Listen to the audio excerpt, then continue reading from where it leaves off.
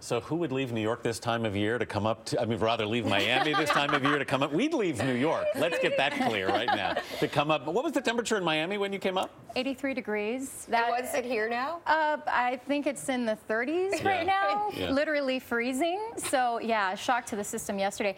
Thankfully, I have my heavy winter coat. And you know, I lived in New York back in 2000, 2001.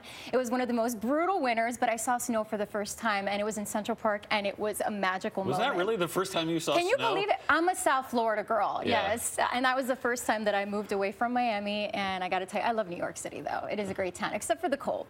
I'm just saying. So you brought your winter coat from New York to Miami, and now you've brought it back. Exactly. It must be a nice kind of homecoming for you, though, because you had a lot of fun here performing. You were an actress and a singer. Yes, trip down memory lane as I'm driving, you know, around Times Square and around the Broadway district. I was actually, I played Maria in an off-Broadway musical called Four Guys Named Jose and Una Mujer Named Maria. Of course, I was a Maria, and that led to a record deal with RCA, so I was able to record with some talented producers in Miami, New York, and Los Angeles. And actually, I moved to Los Angeles to forecast the weather for the evening news there at a local station, and I was there for a few years, and that was great because I had the opportunity to cover wildfires and snow, and of course, you know, you've got the marine layer and the fog. So although LA gets this reputation of not really having interesting weather, I got to tell you, I learned so much from that experience. And then I've been in Miami now for about 5 years, waking up at 3 in the morning every day. So today wasn't a struggle? No, well, I slept until 4 in the morning, you know.